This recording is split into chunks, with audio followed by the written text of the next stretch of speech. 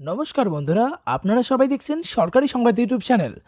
ভোটের আগে রাজ্যের ইশতেহারে তিনি যে সমস্ত প্রকল্পের কথা বলেছিলেন সেগুলোর মাঝখান দিয়ে কিন্তু একটি সাধারণ মানুষ নানাভাবে আর্থিক সাহায্য পেয়ে যাবে।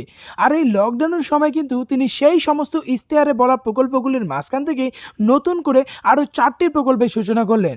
আর আপনাদের বাড়িতে যদি স্কুলগামী বা কলেজগামী কোনো ছাত্রছাত্রী থেকে থাকে তাহলেই কিন্তু তারা প্রত্যেকেই নানাভাবে আর্থিক সাহায্য পেয়ে যেতে পারে এই লকডাউনের মাঝেই ঘরে বসেই।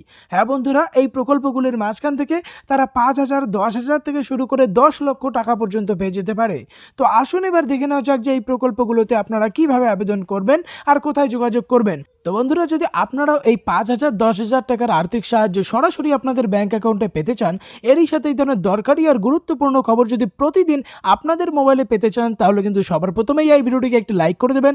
এরই সঙ্গে লাল রঙের সাবস্ক্রাইব বাটনে ক্লিক করে বেল নোটিফিকেশনটা অল করে দেবেন। তো আমরা প্রথমেই এই 4টি প্রকল্প নিয়ে আলোচনা করব যে কোন প্রকল্পে কত টাকা করে দেওয়া হবে।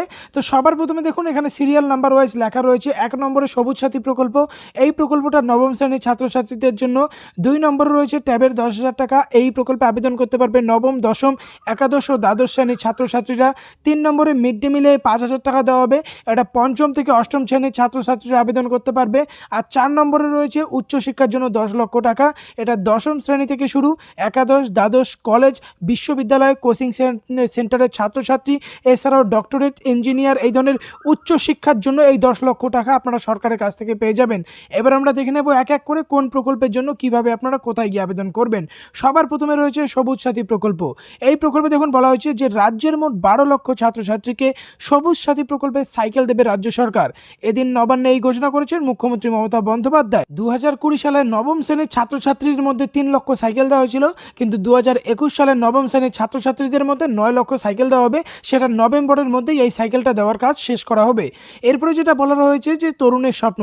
এই প্রকল্পের সম্পর্কে দেখুন বলা হয়েছে যে কোভিড পরিস্থিতিতে দ্বাদশের পড়ুয়াদের পড়াশোনার সুবিধার জন্য গত বছর ট্যাব দেওয়ার কথা ঘোষণা করেছিলেন মুখ্যমন্ত্রী মমতা বন্দ্যোপাধ্যায়। তবে বাজারে ওই পরিমাণ ট্যাব না থাকায় ছাত্রছাত্রীদের ব্যাংক অ্যাকাউন্টে 10,000 টাকা দেওয়া হয়। তো এখানে দেখুন, আজকে নবান্নের সাংবাদিক বৈঠকে মমতা জানায় যে নেতাজি সুভাষচন্দ্র বসুর বই তরুণের স্বপ্ন নামাঙ্কিত প্রকল্পে দ্বাদশ শ্রেণীর 8,76,000 ছাত্রছাত্রীকে 10,000 করে টাকা দেওয়া হয়েছিল।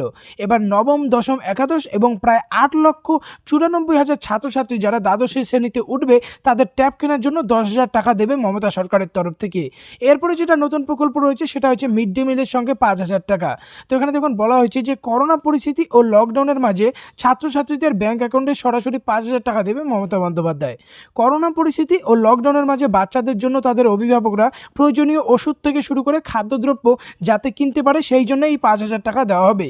এখানে আরও বলা হয়েছে যে সরাসরি পড়ুয়াদের ব্যাংক অ্যাকাউন্টে মিড ডে মিলের সঙ্গে এই 5,000 টাকা পাঠিয়ে দিলে তারা এই টাকা দিয়ে নিজেদের পুষ্টি সংশ্লেষ করতে পারবে।